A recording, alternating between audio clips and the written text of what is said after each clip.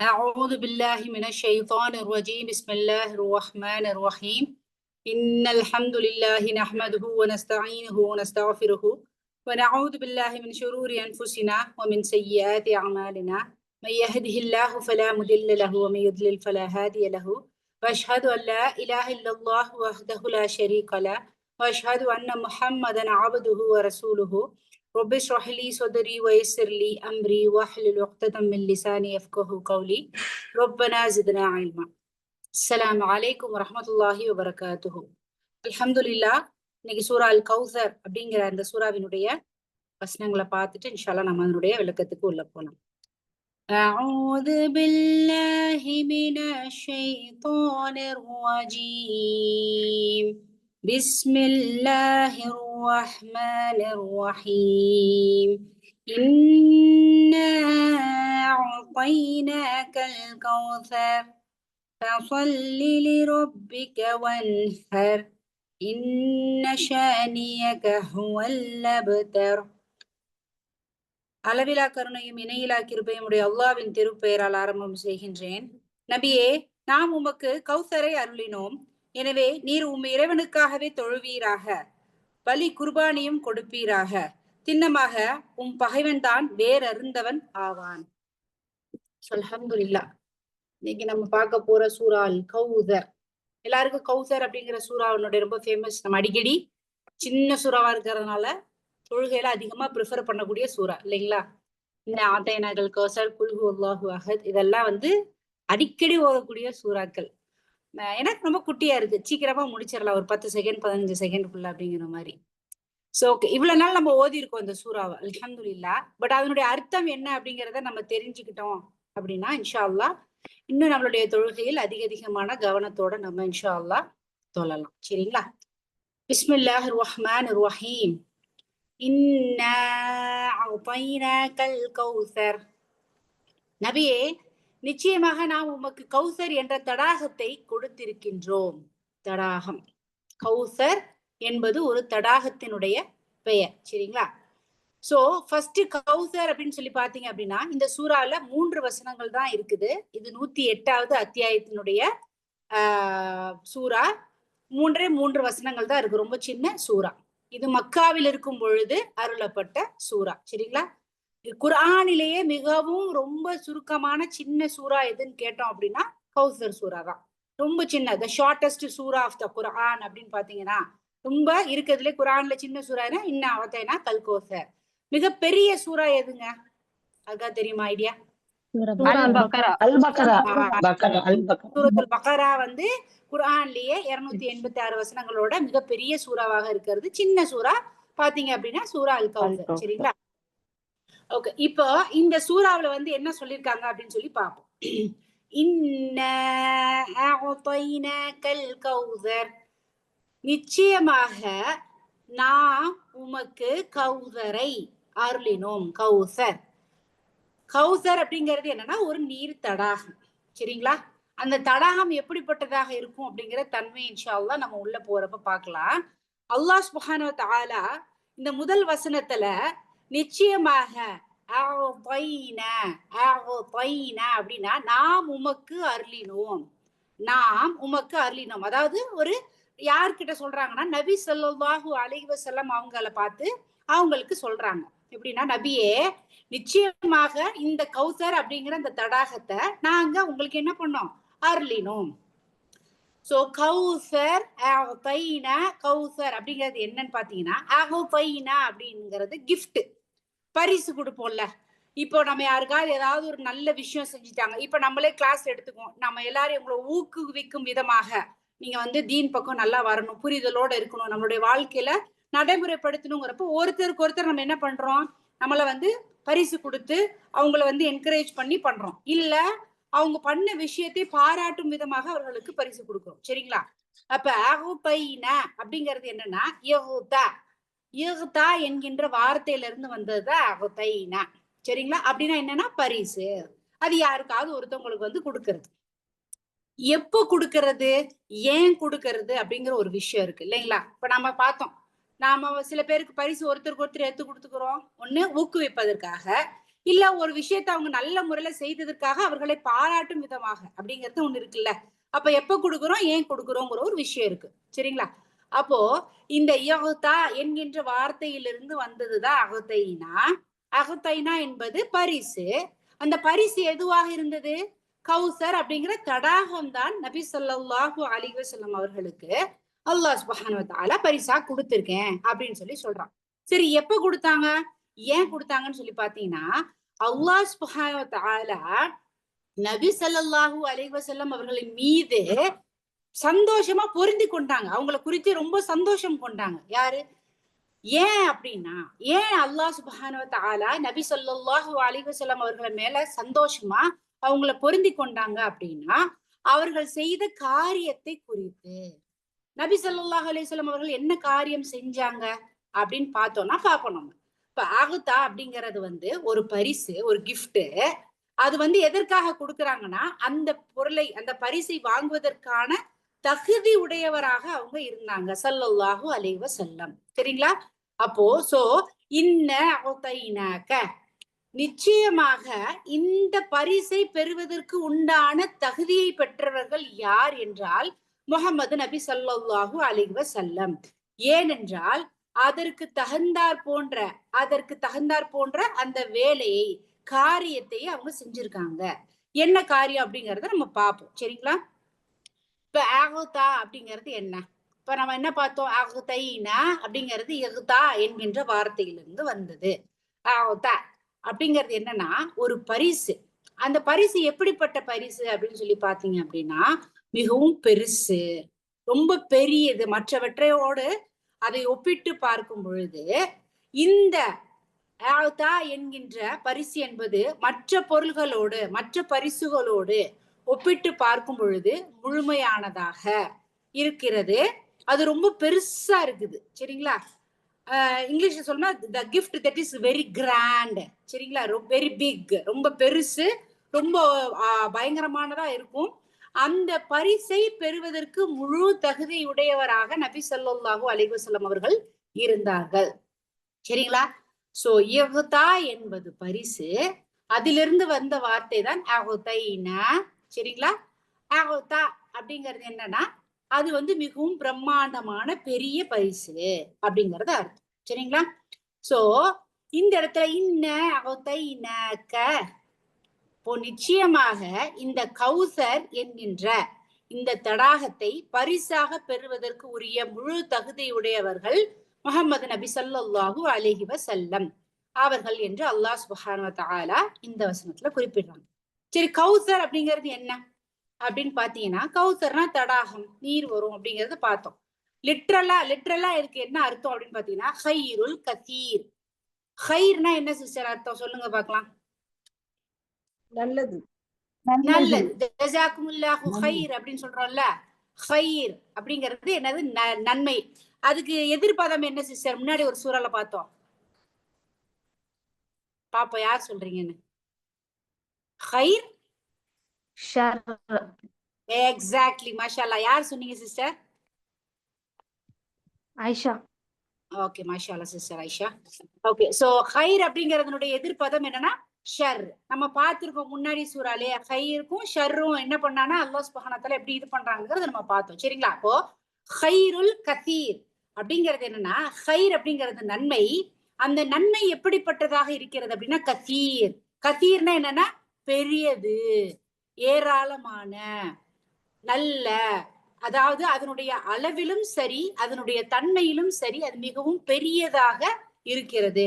Quality and quantity. குவாலிட்டினா என்னன்னா தன்மை. அதோட தன்மை எப்படி இருக்குது அப்படின்னு பாத்தீங்கன்னா ரொம்ப சூப்பரா பெருசா இருக்குது. அதனுடைய அளவு எப்படி இருக்குது அப்படின்னு பாத்தீங்கன்னா அதுவும் ரொம்ப பயங்கரமான பெருசானதாக இருக்குது. சரிங்களா?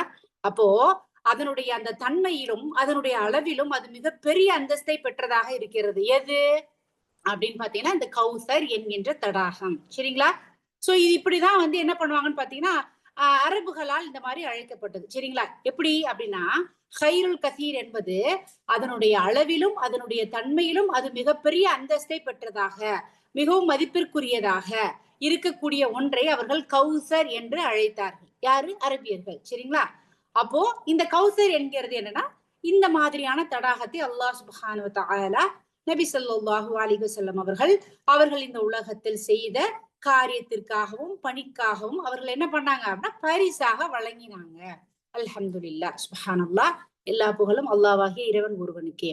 சோ அல் கௌசர், இன்னா அதைனா கல் கௌசர், நபியே நாம் உமக்கு கௌசரை அருளினோம். சோ கௌசர் அப்படிங்கிறது இந்த இடத்துல எதை குறிக்கிறது என்றால், அபரிவிதமான பரிசுகளையும் அல்லாஹ்வினுடைய அருட்கொடைகளையும் அவங்க வந்து அவங்க நபி ஸல்லல்லாஹு அலைஹி வஸல்லம் அவங்க மேல எப்படி அல்லாஹ் கொடுத்தான் அப்படிங்கறதை குறிப்பதற்காக.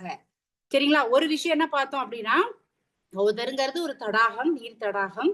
அதனுடைய அளவிலும் அதனுடைய தன்மையிலும் அது மிகப்பெரிய ஒரு அந்தஸ்தை பெற்றிருக்கிறது. அது வந்து அரபுகள் சொல்றாங்க. சோ அந்த கௌசரை, அதே போல பரிசு, அதே போல அபரிவிதமான அருள்களை நபி ஸல்லல்லாஹு அலைஹி வஸல்லம் அவர்களின் மீது அல்லாஹ் சுப்ஹானஹு வ தஆலா கொடுத்திருக்கான். அதற்கு முழுமையான தகுதியுடையவங்க யாரு? நம்முடைய இறுதி தூதர் முஹம்மது நபி ஸல்லல்லாஹு அலைஹி வஸல்லம் அவர்கள். இன்னைக்கு நம்ம வந்து மதீனால போய் ஒரு வெள்ளிக்கிழமை வந்து நடந்துட்டு இருக்கப்போ ஒரு ஒரு எண்ணம் வந்து மனசுக்குள்ள தோணுச்சு எனக்கு. அல்ஹம்துலில்லாஹ். நம்ம வந்து நான் இது ஜபலல் நூர் மேல நம்ம ஏறணும். அது எப்படி அவங்க வந்து போய் ஏறினாங்க அப்படிங்கறத நான் தெரிஞ்சுக்கிடணும் அப்படிங்கிறதுக்காக எத்தனையோ வருஷம் ட்ரை பண்ணி இந்த தடவை தான் கிடைச்சது, போனேன், ஏறினேன். வெள்ளிக்கிழமை காலைல ஏறப்ப பாத்தீங்கன்னா ஏறிட்டே இருக்கேன். ஏறவே முடியல, என்னால மூச்சு அப்படியே அடைக்குது. ஏறி ஏறி ஏறி மேல போய் அந்த டாப்ல நிக்கிறப்ப தோணுச்சு, சுப்ஹானல்லாஹ். அங்க போற வழியிலே வந்து நமக்கு வந்து அதை பத்தின விளக்கத்தை சொன்னாங்க ஒருத்தவங்க, ஒரு இமாம். என்னன்னா, நபி ஸல்லல்லாஹு அலைஹி வஸல்லம் அவர்களுக்கு நபி பட்டம் வழங்குவதற்கு முன்பாக 2 வருடங்கள் தொடர்ச்சியாக இந்த ஜபலுல் நூர், இந்த ஹிரா குகைக்கு அவங்க வந்து வரக்கூடியவர்களாக இருந்தாங்க. அப்போ 2 வருடங்கள் அல்லாஹ் சுப்ஹானஹு வ தஆலா எப்படி அவங்களை தனிமைப்படுத்தி அந்த இஸ்லாத்தை, அந்த தீனை அவங்களோட மனசுல புகுத்தி அந்த தீனுக்காக அவங்களை எப்படி ரெடி பண்ணாங்க. அந்த ஒரு நாள் நம்ம வந்து ஏறுறதுக்கு, ஏறி மொத்தமா இறங்குறதுக்கு 2 மணி நேரம் ஆச்சு ஃபுல்லா. அப்போ அந்த 2 மணி நேரம் ஏறி இறங்குறதுக்கு மூச்சு வந்து இப்ப வரைக்கும் அந்த கால்வலி போகாம இவ்வளவு கஷ்டப்படுறோமே, தொடர்ச்சியாக 2 வருடங்கள் தன்னை தனிமைப்படுத்தி கொண்டு அல்லாஹ்வை துதித்து அல்லாஹ்விடமிருந்து அந்த வஹிய வாங்கி இந்த மக்களுக்கு கொடுக்கறதுங்கிறது, ஏறுறதுக்கு இவ்வளவு கஷ்டப்படுறோம், எத்தனை மாத்திரை போறோம், இவ்வளவு ரெஸ்ட் எடுக்கிறோமே, அவங்க எவ்வளவு இடைவிடாது உழைத்திருப்பாங்க. நினைச்சு பாருங்க. அந்த மலையில ஏறணும்னு நினைக்கிறது எதுக்காகனா, ஜியாரத் போய் வந்து அதை எப்படி அவங்க கஷ்டப்பட்டாங்க, என்ன மாதிரியான விஷயங்கள் எல்லாம் அவங்க எதிர்கொண்டாங்க, எப்படி அவங்க வந்து இதை எதிர்நோக்குனாங்கிறதை தெரிந்து கொள்ள வேண்டும் என்ற எண்ணத்துக்காக போனோம். சோ அந்த ஒரு விஷயம் நினைக்கிறப்ப சுப்ஹானல்லாஹ், இதுவே இவ்வளவு கஷ்டமா இருக்கே. தன்னுடைய வாழ்நாள் முழுவதும் எவ்வளவு கஷ்டங்களை மனதாலும் உடலாலும் உள்ளத்தாலும் அவங்க தாங்கியிருப்பாங்க அப்படின்னு நினைக்கிறப்போ, அப்படியே அந்த இடத்துல அல்லாஹ் சுப்ஹானஹு வ தஆலா ஒரு விதமான ஒரு இதைதான் கொடுத்தான். அல்ஹம்துலில்லாஹ். சோ இந்த கௌதர் அப்படிங்கிற தடாகத்தை பெறுவதற்கு முழு தகுதியுடையவங்க யார் அப்படின்னா நபி ஸல்லல்லாஹு அலைஹி வஸல்லம் அவர்கள் தான் அப்படிங்கறத எந்த ஒரு சந்தேகமும் இல்லை. அல்லாஹ் சுப்ஹானஹு வ தஆலா ஏன் இப்படி ஒரு அபரிவிதமான ஒரு அருட்கொடைய இந்த நபி ஸல்லல்லாஹு அலைஹி வஸல்லம் அவர்களுக்கு துன்யாவிலையும் சரி ஆகிரத்திலையும் கொடுத்தாங்க? ஏன் அப்படின்னு பாத்தீங்கன்னா, நபி ஸல்லல்லாஹு அலைஹி வஸல்லம் அவர்கள் செய்த வேலை அப்படிப்பட்ட வேலை. நான் சொன்னேன்ல, ஒரு மலையில ஏறுறதுக்கே எனக்கு மூச்சு வாங்கி கால் வலி வந்து தலைவலி வந்து வேர்த்து விறுவிறுத்து அதுல இருந்து இன்னும் வரைக்கும் மீண்டு வராம நம்ம வந்து ரெஸ்ட் எடுத்து இது பண்ணோம். ஒரு ஜியாரத் போயிட்டு வந்தாங்க. ஆனா தன்னுடைய வாழ்நாள் முழுவதுமே அந்த இதை பணியாக கொண்டு அவங்க செஞ்சிருக்காங்க அப்படின்னா, அல்லாஹ் சுப்ஹானஹு வ தஆலா என்ன சொல்றாங்க, இக்ரா, ஓதுவீராக, ஓதுனாங்க, அந்த வேலையை செஞ்சாங்க. கும் அப்படின்னாங்க, அதையும் செஞ்சாங்க. அன்சிர் அப்படின்னாங்க, அதையும் செஞ்சாங்க. பல்லிக் அப்படின்னாங்க, அதையும் செஞ்சாங்க. சோ அல்லாஹ் சுப்ஹானஹு வ தஆலா எதையெல்லாம் கட்டளையாக நபி ஸல்லல்லாஹு அலைஹி வஸல்லம் அவர்களுக்கு கொடுத்தாங்களோ அவை அனைத்தையும் அவர்கள் பூர்த்தி செய்யக்கூடியவர்களாக இருந்தாங்க. இந்த இடத்துல நம்ம எப்படி இருக்கோம்?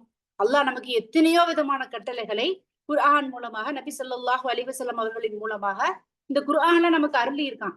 படிக்கிறோம், ஃபுல்லா படிக்கல, இன்னும் ஃபுல்லா தஃப்சீரை தெரிஞ்சுக்கலாம். ஆனா படிச்ச இந்த குறிப்பிட்ட சூறாக்களில் இருக்கக்கூடிய வசனங்களில் அர்த்தத்தின்படி நம்ம வாழ்க்கையை நடைமுறைப்படுத்துறோமா அப்படின்னு கேட்டாலே கேள்விக்குறிதான். ஏதோ ஒண்ணு ஞாபகத்துல வரும், இன்னொன்னு மறந்துடுவோம், இன்னொன்னு நேரத்துல இது பண்றோம். சோ தன்னுடைய வாழ்நாள் முழுவதும் அல்லாஹ்வினுடைய கட்டளைக்காகவே அந்த வேலையை, அந்த பணியை தன் தோளில் சுமந்து அதை நடைமுறைப்படுத்த வேண்டும் என்பதையே முழு குறிக்கோளாக வைத்து நடந்த அவங்கதான் இதற்கு தகுதியானவங்க. சோ அல்லாஹ் அத்தனை கட்டளைகளையும் அவங்க நிறைவேற்றினாங்க. எப்படி? இப்ராஹிம் அலைஹிஸ்ஸலாம் எவ்வாறு அல்லாஹ்வினுடைய கட்டளைகளை முழுமையாக நிறைவேற்றினார்களோ அதே போல நபி ஸல்லல்லாஹு அலைஹி வஸல்லம் அவர்களும் என்ன பண்ணாங்கன்னா அவங்களுடைய கட்டளையை நிறைவேற்றினாங்க. எப்படி வந்து அல்லாஹ் இப்ராஹிம் அலைஹிஸ்ஸலாம் அவங்க வந்து அவங்களுக்கு கொடுத்த பணியை அவங்க வந்து செஞ்சாங்க. அதன் காரணமாக இப்ராஹிம் அலைஹிஸ்ஸலாம் அவர்களுக்கும் அல்லாஹ் என்ன பண்ணாங்க, என்ன மாதிரியான பரிசு கொடுத்தாங்க? அல்லாஹ் இப்ராஹிம் அலைஹிஸ்ஸலாம் அவர்களை இஸ்லாத்தின் தந்தையாக, இமாமாக ஆக்குனாங்க. கலீலுல்லாஹ், அல்லாஹ்வினுடைய தோழர் என்கின்ற பட்டத்தை கொடுத்தாங்க. அதே போல நபி ஸல்லல்லாஹு அலைஹி வஸல்லம் அவர்களும் அல்லாஹ்வினுடைய கட்டளை நிறைவேற்றிய காரணத்தினால அல்லாஹ் என்ன பண்றான், அவங்களுக்கு அபரிவிதமான இந்த பரிசை கொடுக்கறாங்க, அருட்கொடையை கொடுக்கறாங்க. எவ்வளவு கஷ்டப்பட்டாங்க. இன்னைக்கு ஒருத்தவங்க வீட்டுக்கு வந்து நம்ம அவங்க கிட்ட இஸ்லாத்தை பத்தி எடுத்து சொல்லி தாவா பண்ணப்போ அவங்க திடுக்குன்னு ஒரு வார்த்தை சொல்லிட்டாங்கன்னா, நீங்கெல்லாம் என்ன, நீங்கெல்லாம் முஸ்லிம்ஸ், நீங்கெல்லாம் அது இதுன்னு ஏதாவது ஒரு வார்த்தை சொல்லிட்டாலே நமக்கு அப்படியே என்னன்னா மனசு அப்படியே அறுத்துரும், நொந்துருவோம். ஐயோ, உங்ககிட்ட சொன்னா நம்மள ஏதாவது தப்பா நினைச்சிருவாங்களோ. உண்மையான மார்க்கத்தை எடுத்து சொல்வதற்கே தயக்கத்துல இருக்கோம் நம்ம. ஆனா எந்த ஒரு தயக்கமும் இல்லாம தன்னை எந்த மாதிரியான பெயர்கள் எல்லாம் கொடுத்தாங்க, சூனியக்காரர், பைத்தியக்காரர், வந்து குடும்பத்தை பிரிக்கிறவங்க, எவ்வளவோ விதமான பேச்சுக்கள், ஏச்சுக்கள், கல்லால் அடித்தாங்க, மனச நோக வச்சாங்க, தேவையில்லாத கிண்டல் கேலி அவ்வளத்தையும் மனசால வாங்கிக்கிட்டு இந்த கஷ்டத்தை தாண்டி அவங்க என்ன பண்ணாங்க, தாவா பண்ணாங்க. மக்களுக்கு அல்லாஹ்வினுடைய இந்த ஓரிரை கொள்கையை எடுத்து சொன்னாங்க. அது எவ்வளவு கஷ்டமான பணி. இன்னைக்கு நம்ம வந்து அடிக்கடி சொல்லுவோம், தாவா பண்ணுவது என்பது நம்ம மீதான கட்டாய கடமை. இன்னைக்கு யாராவது ஒருத்தவங்கள பாக்குறோமா, பக்கத்து வீட்டுக்காரங்கள்ட்ட சாப்பாடு கொடுக்குறோம், உப்பு கொடுக்குறோம், சீனி கொடுக்குறோங்கிறதோட நிப்பாட்டக்கூடாது. முடிந்த வரைக்கும் இஸ்லாத்தை எடுத்து இயம்பக்கூடியவர்களாக நம்ம இருக்கணும். ஆனா நமக்கு சொல்றோமா, நாங்க 2 பேரும் நல்லபடியா ஃப்ரெண்ட்ஷிப்பா இருக்கோம், நாங்க ஃப்ரெண்ட்ஸா இருக்கோம், நான் போய் ஏதாவது சொல்லி அவங்க ஏதாவது நினைச்சுக்கிட்டாங்கன்னா அப்படிங்கிற நிலைமையில தான் நம்ம இருக்கிறோம் இல்லைங்களா? ஆனா நபி ஸல்லல்லாஹு அலைஹி வஸல்லம் தன்னுடைய உடல், பொருள், ஆவி, தன்னுடைய பெயர் எது போனாலும் பரவாயில்ல, அல்லாஹ்வினுடைய இந்த மார்க்கத்தை நிலைநாட்டுவதற்கு அவர்களால் இயன்ற அளவிற்கான ஒரு எஃபர்ட்டை வந்து அவங்க போட்டாங்க. சரிங்களா? சோ அது மிகவும் கடினமான ஒரு பணி. எது? தாவா என்பது மிக மிக மிக மிக கடினமான ஒரு பணி. அது அவங்களுக்கு ரொம்ப சேலஞ்சா இருந்தது. ரொம்ப ரொம்ப அப்படியே பயங்கர டயர்டா இருந்தது.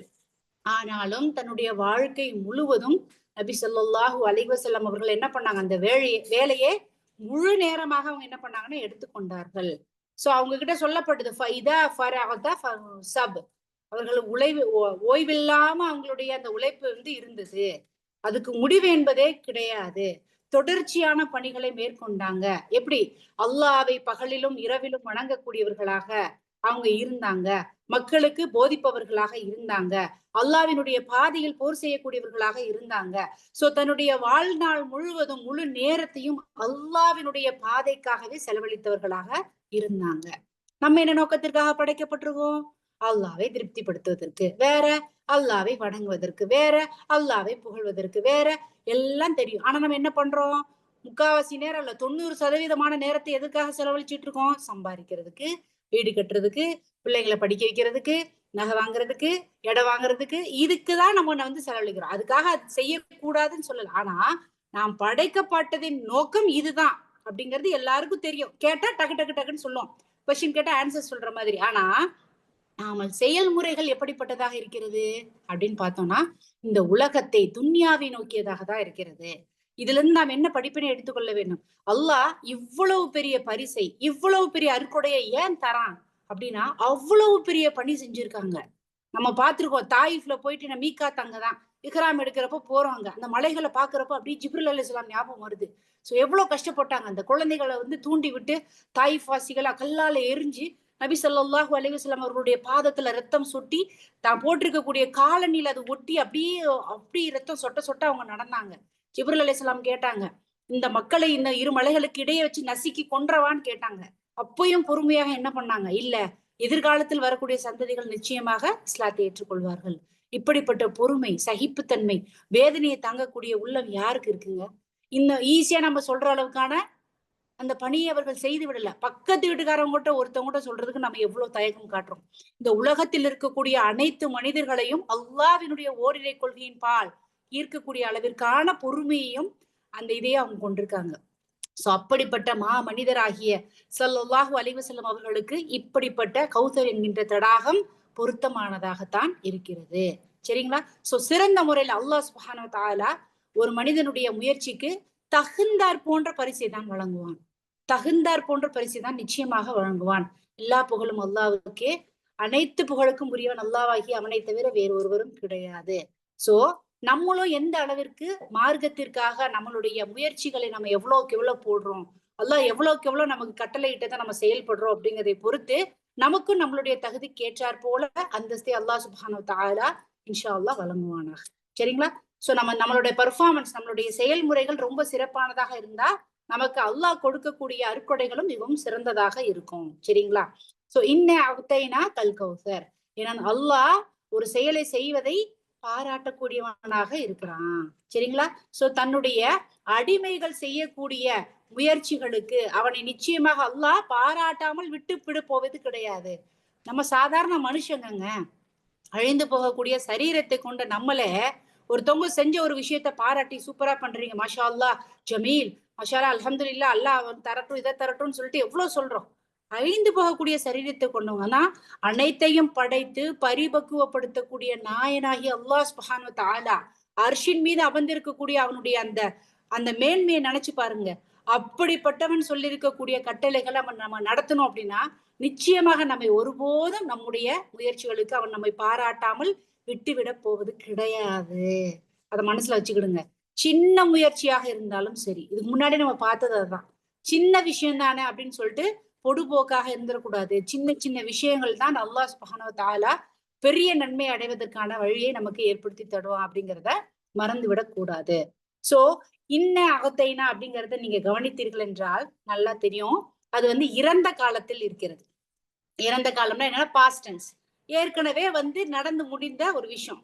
இப்போ இந்த அகத்தைனா அப்படிங்கிறது ஒரு இறந்த காலம். சரிங்களா? அப்ப இது எதை காண்பிக்கிறது என்றால் நபி ஸல்லல்லாஹு அலைஹி வஸல்லம் அவர்கள் அவங்க இருக்கும் பொழுதே இந்த சூறாவை அல்லாஹ் சுப்ஹானஹு வ தஆலா அருளிடுறான். சரிங்களா? இந்த மாதிரி கௌசர் தடாகம் உங்களுக்கு வழங்கப்பட்டது. இப்ப நம்ம நினைக்கலாம், நபி ஸல்லல்லாஹு அலைஹி வஸல்லம் அவர்கள் இறந்த பிறகு இவ்வளவு நாள் அவங்க வாழ்நாள் முழுவதும் கஷ்டப்பட்டதுக்காக இந்த பரிசை நான் தர்றேன் அப்படின்னு சொல்றதுங்கிறது ஒரு விதம். ஆனா நபி ஸல்லல்லாஹு அலைஹி வஸல்லம் அவர்கள் தங்களுடைய பணியை செய்து கொண்டிருக்கக்கூடிய அந்த தருவாயிலேயே இந்த சூறா அருளப்பட்டது. எப்படி இன்னொரு சூறாவும் அருளப்பட்டது. ஒரு நரகவாசி உயிரோட இருக்கும் பொழுதே அவர் நரகவாசி அவர் அப்படின்னு சொல்லிட்டு ஒரு சூறா அருளப்பட்டது. யாருக்கா ஞாபகம் இருக்கா சிஸ்டர்? மாஷா அல்லாஹ், எக்ஸலன்ட். சோ அபூ லஹப் உயிரோட இருக்கும் பொழுது அவருக்கும் அவருடைய மனைவியும் நரகவாசி என்பதை அல்லாஹ் சுப்ஹானஹு வ தஆலா முன்பே தீர்மானித்து விட்டார். சோ இந்த இடத்துலயும் அல்லாஹ் சுப்ஹானஹு வ தஆலா என்ன பண்ணாங்க, நபி ஸல்லல்லாஹு அலைஹி வஸல்லம் அவங்க இந்த மாதிரி நான் கௌசர் தடாகத்தை அருளினேன் அப்படின்னு முன்னாடியே சொல்லிடுறான். ஏன் அப்படின்னா இது ஒரு மக்கி சூரா. நபி ஸல்லல்லாஹு அலைஹி வஸல்லம் அவர்கள் அவங்க வெற்றியை எப்பொழுது பார்த்தாங்க? மக்கால இருக்கப்ப பார்த்தாங்களா சிஸ்டர்? மதீனா. மாஷா அல்லாஹ். மக்கால இருக்கும் பொழுது நிறைய கஷ்டங்களை ஆரம்ப காலத்துல அனுபவிச்சாங்க. அப்போ அவங்களுக்கு வெற்றி என்பது எங்க கிடைத்தது? அவங்க அங்கிருந்து மதீனாவிற்கு ஹிஜ்ரத் செஞ்சு போனாங்க. அங்கதான் பத்ர் போர்ல இருந்து எல்லாமே ஆரம்பமானது. லேட்டா தான் கிடைச்சிச்சு. அதுக்கப்புறம் தான் பாத்தீங்கன்னா அந்த போர் செல்வங்கள் எப்ப கிடைச்சது? அப்போ அது மதீனாவுக்கு போன பிறகு லேட்டா தான் கிடைச்சிச்சு. அதே போல அதிகப்படியான முஸ்லிம் மக்கள் கூட்டம் கூட்டமாக இஸ்லாத்திற்குள்ள எப்ப வந்தாங்க? அதுவும் மதீனாவுக்கு போய் பல ஆண்டுகளுக்கு பிறகுதான் கிடைத்தது. சரிங்களா? ஆனால் அல்லாஹ் சுப்ஹானஹு வ தஆலா இந்த நற்செய்தியை, இந்த கௌசர் என்கின்ற தடாகத்தை பரிசாக நான் வழங்கினேன் என்கின்றத முன்னாடியே சொல்லிட்டான் அல்லாஹ். இந்த வெற்றி கிடைப்பதற்கு முன்ன இந்த மாதிரி அவங்க மக்கள் எல்லாம் சாறை சாறையாக இஸ்லாத்திற்கு வருவதற்கு முன்பாக அது எல்லாமே அந்த போர் செல்வங்கள் கிடைப்பதற்கு முன்பாகவே இதை அறிவிச்சிட்டாங்க. அப்போ இது என்ன காண்பிக்கிறது அப்படின்னு சொல்லி பாத்தீங்கன்னா, நபி ஸல்லல்லாஹு அலைஹி வஸல்லம் அவர்களுக்கு கௌசர் தடாகம் என்பது ஹவுதுல் கௌசர், அதாவது கௌசர் தடாகம் அது எங்க இருக்கிறது என்றால் சொர்க்கத்தில் இருக்கிறது. ரிவர் இன் பாரடைஸ், ஆறு, அதாவது சொர்க்கத்தில் ஓடிக்கொண்டிருக்கக்கூடிய ஒரு ஆறு தான் இந்த கௌசர். சரிங்களா? அந்த சொர்க்கத்தில் ஓடிக்கொண்டிருக்கக்கூடிய ஒரு ஆறை அல்லாஹ் சுப்ஹானஹு வ தஆலா நபி ஸல்லல்லாஹு அலைஹி வஸல்லம் அவர்களுக்கு பரிசாக வழங்கினாங்க. சரிங்களா? இப்ப நபி ஸல்லல்லாஹு அலைஹி வஸல்லம் அவங்க குறிப்பிடுறாங்க கௌசர் என்பது என்ன அப்படிங்கறத ஹதீத்ல பதிவு செய்யறாங்க. என்னன்னா, கௌசர் என்பது சொர்க்கத்தில் இருக்கக்கூடிய ஒரு ஆறு. அதனுடைய அந்த ஓரங்கள் இருக்கு பாத்தீங்களா? இந்த தடாகம் அப்படின்னா இப்போ ஆறு ஓடிட்டு இருக்குன்னா அதுக்கு ஓரப்பகுதி இருக்கும், பேங்க்ஸ் ஆஃப் ரிவர்ன்னு சொல்லுவாங்க ஆங்கிலத்துல. அந்த ஓரப்பகுதி எல்லாம் பாத்தீங்க அப்படின்னா தங்கத்தால் ஆனதாக இருக்கிறது. சரிங்களா? அது அதுக்கு உள்ள ஓடிக்கொண்டிருக்க நீர் எப்படின்னா முத்துக்களால் ஓடுகிறதாம். இப்ப நீங்க உள்ள வந்து நினைச்சு பாருங்க. அதை பத்தி அதை பத்தி இன்னும் டீட்டெயில்ஸ் நம்ம பார்ப்போம். சோ அதனுடைய ஓரப்பகுதி சொர்க்கத்துக்குள்ள ஃபர்ஸ்ட் இருக்கு. அதோடைய ஓரப்பகுதியெல்லாம் தங்கத்துல இருக்குது. அப்படியே கண்ணை மூடி நினைச்சு பாருங்க. சுப்ஹானல்லாஹ். அப்படிப்பட்ட சிறப்பு வாய்ந்த அந்த கௌசர் தடாகத்தில் நாம் அனைவரும் நபி ஸல்லல்லாஹு அலைஹி வஸல்லம் அவர்களுடைய கையால் நீர் வாங்கி அருந்தக்கூடிய பாக்கியத்தை பெறக்கூடிய சந்ததிகளாக இன்ஷா அல்லாஹ் அல்லாஹ் நம்மை ஆக்கி வைப்பானாக. ஆமீன் யா ரப்பல் ஆலமீன். சோ அதனுடைய ஓரப்பகுதி தங்கத்தால் ஆனது. அதனுடைய உள்ள இருக்கக்கூடிய அந்த தண்ணி ஓடக்கூடிய இதெல்லாம் பாத்தீங்கன்னா எப்படி இருக்குன்னு பாத்தீங்கன்னா முத்துக்களால் முத்து, ரியல் முத்து. நம்ம வாங்குற மாதிரியான ஃபேக் பாசிகள் கிடையாது, ரியல் முத்து. இதை நம்ம வந்து கற்பனை செய்து பார்க்க முடியாத அளவிற்கான இடம் தான் சொர்க்கம். அதனுடைய அழகை நீங்க நினைச்சு பாருங்களேன். அதனுடைய தண்ணி, அந்த தண்ணிங்கிறது வந்து எப்படி இருக்குன்னா பாலை விட மிகவும் வெண்மையானதாக இருக்கும், தேனை விடவும் மிகவும் இனிமையானதாக இருக்கும். சோ நம்ம அந்த மாதிரி பார்த்தோம்னா அது ஃபர்ஸ்ட் நம்ம வந்து தண்ணின்னு சொல்லுவோமானா கிடையாது. நம்ம பாக்குற தண்ணிங்கிறது வேற இல்லைங்களா? சோ அது கற்பனைக்கும் அப்பாற்பட்ட ஒரு விஷயமாக இந்த கௌசர் தடாகம் என்பது இருக்கிறது. அப்போ அந்த இது வந்து அந்த மாதிரியான ஒரு தடாகத்தை நபி ஸல்லல்லாஹு அலைஹி வஸல்லம் அவர்களுக்கு அல்லாஹ் சுப்ஹானஹு வ தஆலா பரிசாக வழங்கினான். இன்னொரு ஹதீத்லயும் வந்து நபி ஸல்லல்லாஹு அலைஹி வஸல்லம் அவர்கள் பதிவு செஞ்சிருக்காங்க. அப்போ நபி ஸல்லல்லாஹு அலைஹி வஸல்லம் சொல்றாங்க, நான் வந்து இந்த மாதிரி சொர்க்கத்துக்குள்ள நுழைந்தேன். எப்ப போனாங்க அப்படின்னா ஜிப்ரீல் அலைஹிஸ்ஸலாம் அவர்கள் கூட போனாங்க. அந்த சம்பவம் நமக்கு தெரியும். அப்போ அவங்க வந்து ஒரு ஆறுக்கு அழைச்சிட்டு போனாங்க. அந்த ஆறு எப்படி இருக்குன்னு பாத்தீங்கன்னா அப்படியேவும் வந்து டன் கணக்குல வந்து பாத்தீங்கன்னா முத்துக்களால் வந்து அப்படியே சூழ்ந்து கிடந்துதான். அவங்களோட கையை வந்து அந்த தண்ணிக்குள்ள அப்படியே அடியில விட்டாங்களாம். அப்படி கையை அப்படி தூக்குறப்ப பாத்தீங்கன்னா ஃபுல்லா அப்படியே என்னன்னா அந்த முத்துக்கள் அப்படியே அந்த மஸ்கு, அத்தரனுடைய மனம், மஸ்குன்னு சொல்லுவாங்க ஆக்சுவலா அது. அந்த அந்த மனம் வந்து அப்படியே அந்த தண்ணி இப்படி கையில உள்ள விட்டு இப்படி கையை அவங்க உள்ள விட்டு எடுக்கிறாங்களாம். முத்துக்களால் அப்படியே வருதா ஃபுல்லா. அப்படியே பாத்தீங்கன்னா அதோடைய மனம் பாத்தீங்கன்னா அவ்வளோ அருமையானதாக இருக்கிறதா. சோ இது என்னன்னா அதனுடைய மனமும் ரொம்ப சிறந்ததாக இருக்குது. ஃப்ராக்ரன்ஸ், அதனுடைய அந்த மனம் என்பதும் மிகவும் உயர்ந்ததாக இருக்குது. தங்கம், அதுக்கப்புறம் முத்துக்கள், அதுக்கப்புறம் வந்து பாலை விட வெண்மை, தேனை விட இனிமை. அதே போல பாத்தீங்க அப்படின்னா அதனுடைய மனம் என்பது மிகவும் சிறந்ததாக இருக்குது. அப்போ இதை பார்த்துட்டு நபி ஸல்லல்லாஹு அலைஹி வஸல்லம் அவங்க ஜிப்ரீல் அலைஹிஸ்ஸலாம் அவங்க கிட்ட கேக்குறாங்க, இது என்ன அப்படிங்கிறப்ப ஜிப்ரீல் அலைஹிஸ்ஸலாம் அவர்கள் என்ன சொல்றாங்கன்னா, இது கௌசர். அல்லாஹ் இததான் வந்து என்ன பண்றாங்க உங்களுக்கு கொடுக்க போறாங்க அப்படிங்கிற ஒரு விஷயத்த ஜிப்ரீல் அலைஹிஸ்ஸலாம் நபி ஸல்லல்லாஹு அலைஹி வஸல்லம் கூட சொல்றாங்க. சோ இந்த கௌசர் அப்படிங்கிறது சொர்க்கத்தில் இருக்கக்கூடிய ஒரு ஆறு. இந்த ஆறு அல்லாஹ் நபி ஸல்லல்லாஹு அலைஹி வஸல்லம் அவங்களுக்கு கொடுத்துறாங்க. இப்போ இதுல இருக்கக்கூடிய ஒரு பகுதி சொர்க்கத்திலிருந்து வழிந்தோடி வரக்கூடிய ஒரு பகுதி தான் அந்த கௌசர் தடாகத்திலிருந்து வரக்கூடிய நீர். என்னன்னு பாத்தீங்கன்னா மறுமை நாளில் நம்ம எல்லாரும் எங்க நிப்போம், எங்க சிஸ்டர் நிப்போம்? மஹ்ஷர் மைதானம். மாஷா அல்லாஹ். மஹ்ஷருக்கு வந்து என்ன பண்ணணும்னா அந்த சொர்க்கத்தில் இருக்கக்கூடிய இந்த தடாகத்தில் இருக்கக்கூடிய இந்த நீர் என்ன பண்ணணும்னா மஹ்ஷர் மைதானம் வரைக்கும் வழிந்து ஓடி வருமா. சோ அங்க இருக்காது. இது ஆக்சுவலா இருக்கிற இடம் வந்து சொர்க்கம், ஜென்னா. ஆனா அங்கிருந்து உள்ள வழிந்து ஓடி வரக்கூடிய அந்த நீரை என்ன பண்ணுவாங்கன்னு சொல்லி பாத்தீங்கன்னா அதை வந்து நபி ஸல்லல்லாஹு அலைஹி வஸல்லம் அவர்கள் குடிப்பாங்க. சரிங்களா? அவர்கள் குடிப்பது மட்டுமல்லாது அவருடைய உம்மத்துக்களுக்கும் அவர்கள் அதிலிருந்து எடுத்து பருக கொடுப்பாங்க. சரிங்களா?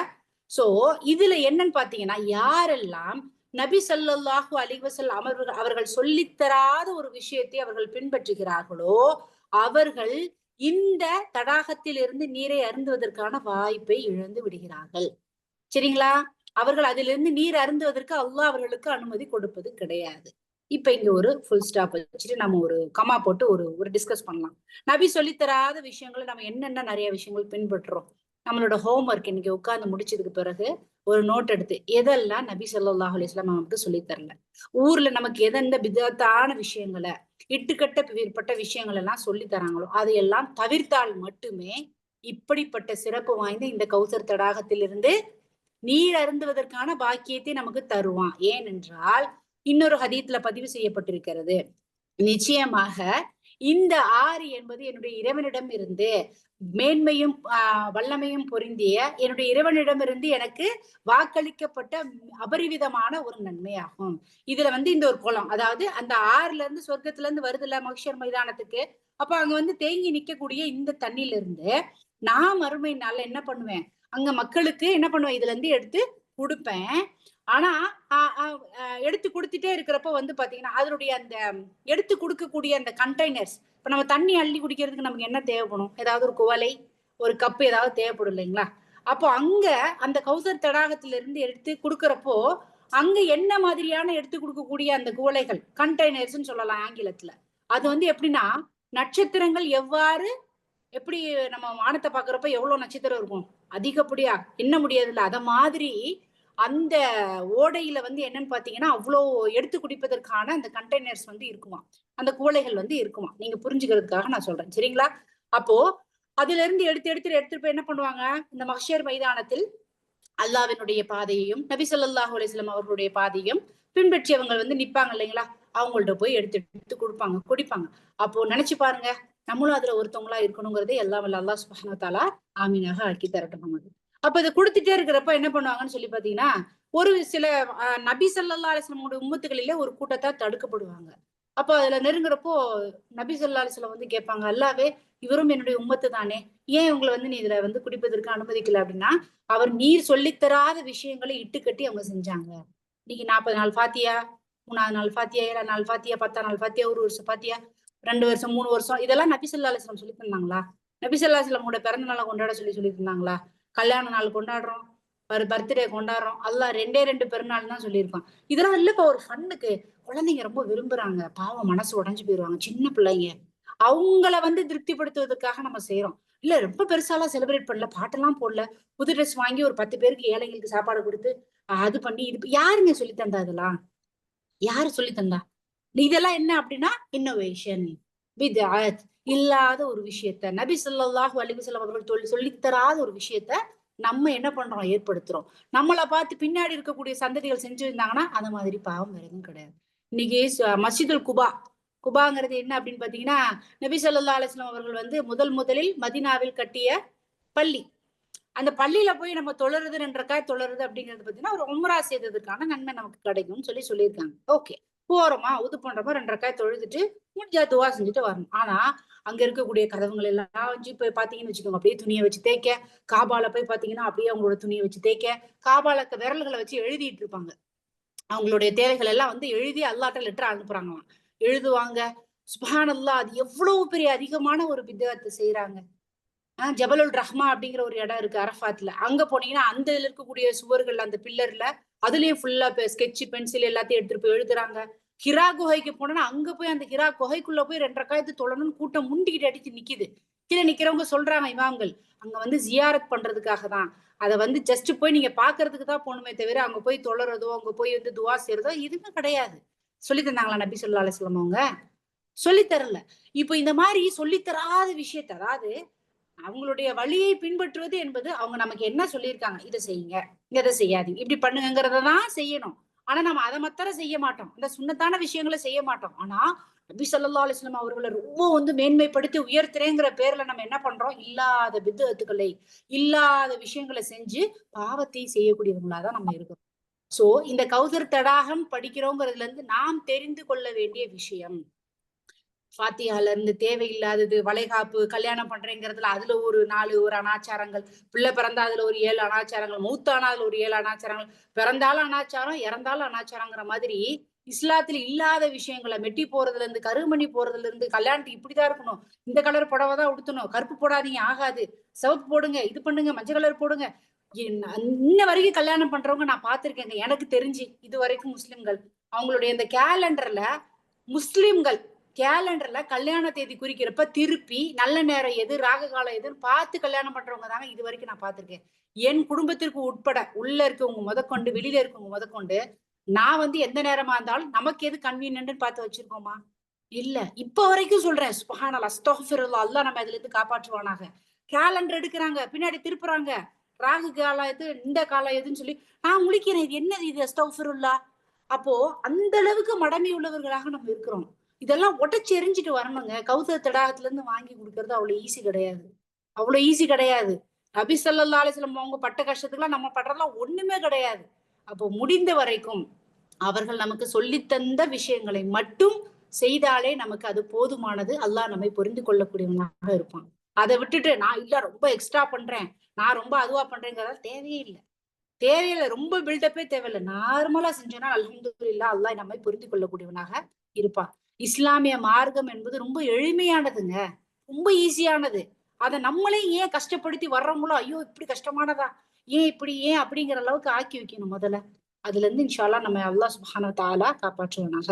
சோ நபி ஸல்லல்லாஹு அலைஹி வஸல்லம் அவர்கள் நமக்கு கற்றுத்தந்த சுன்னத்தான வழியை மற்றும் பற்றினாலே அதுவே போதுமானது. சோ இப்படிப்பட்ட தடாகத்திலிருந்து, இவ்வளவு மேன்மை பொருந்தி அல்லாஹ்வினுடைய இந்த அருட்கொடையிலிருந்து நாம் அருந்த வேண்டும் என்றால், அந்த மஹ்ஷர் மைதானத்திலிருந்து வேதனையிலிருந்து நம்மை தற்காத்துக் கொள்ள வேண்டும் என்றால், இந்த தடாகத்தினுடைய நீர் என்பது நமக்கு மிகவும் அவசியமான ஒன்றாக இருக்கிறது. சோ அந்த விஷயத்த பெறணும்னா நம்ம என்ன பண்ணணுங்கிறத இன்ஷா அல்லாஹ் நம்ம மனசுல பதிய வச்சுக்கணும். அதே போல மற்ற நபிமார்களுக்கு இல்லாத 5 சிறப்புகளை அல்லாஹ் சுப்ஹானஹு வ தஆலா முஹம்மது நபி ஸல்லல்லாஹு அலைஹி வஸல்லம் அவர்களுக்கு கொடுத்திருக்காங்க. மற்ற நபிமார்களுக்கு யாருமே கொடுக்கல அல்லாஹ்.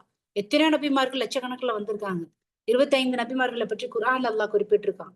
ஆனா எந்த நபிக்கும் கொடுக்காத ஒரு 5 சிறப்புகளை நபி ஸல்லல்லாஹு அலைஹி வஸல்லம் அவர்களுக்கு அல்லாஹ் கொடுத்திருக்கான். ஃபர்ஸ்ட் முதல் விஷயம் என்னன்னா, அல்லாஹ் சுப்ஹானஹு வ தஆலா அவங்களுக்கு வந்து என்ன பண்ணுவாங்கன்னா, போர் செய்வதற்காக நபி ஸல்லல்லாஹு அலைஹி வஸல்லம் அவங்க கிளம்புனாங்க அப்படின்னா, அவங்க தூரத்தில் இருக்கும் பொழுது, அதாவது 1 மாச தூரத்துல இருக்கக்கூடிய அந்த பயணத்திலேயே எதிரிகளினுடைய உள்ளத்தில் அல்லாஹ் பயத்தை ஏற்படுத்துவானா. புரிகிறதா? அதாவது என்னன்னா, அவங்க கிளம்புறாங்கன்னா இந்த முஸ்லிம்களை குறித்து, முஸ்லிம்களுடைய படையை குறித்து அவங்க 1 மாச தூர பயண தொலைவுல இருந்தாலும் அவங்களுடைய உள்ளத்துல ஒரு பயத்தை அல்லாஹ் போடுவானா. ஃபர்ஸ்ட். ரெண்டாவது என்னன்னு சொல்லி பாத்தீங்கன்னா, இந்த பூமியில இருக்கக்கூடிய அனைத்து இடங்களையும் அல்லாஹ் சுப்ஹானஹு வ தஆலா அதாவது தொழுமிடமாக ஆக்கினான். ஒரு 2 இடத்த தவிர நம்ம பார்த்தோம். பாத்ரூம், இன்னொன்னு வந்து ஒட்டக கூடம். இந்த 2 இடத்த தவிர இந்த உலகத்தில் இருக்கக்கூடிய எந்த இடமாக இருந்தாலும் நீங்கள் அதை தொழக்கூடிய இடமாக ஏற்றுக்கொள்ளலாம். அதே போல தயமமும் செய்யலாம் அப்படிங்கிறது வந்துச்சு. இது நபி ஸல்லல்லாஹு அலைஹி வஸல்லம் அவர்களுடைய உம்மத்துகளுக்கு மட்டும் ஸ்பெசிஃபிக்கா அல்லாஹ் கொடுத்திருக்கான். அதே போல போர் செல்வங்கள்ல வந்து நம்ம போர் செஞ்சு முடிச்ச உடனே நிறைய செல்வங்கள் கிடைக்கும் இல்லையா, வாள் கிடைக்கும், நிறைய கிடைக்கும். அந்த மாதிரியான இதெல்லாம் வந்து பாத்தீங்க அப்படின்னா மற்ற நபிமார்களுக்கு அதெல்லாம் வந்து அனுமதி கிடையாது. ஆனா நபி ஸல்லல்லாஹு அலைஹி வஸல்லம் அவர்களுக்கு மட்டும்தான் அது அனுமதி ஒரு நிமிஷம் சிஸ்டர்.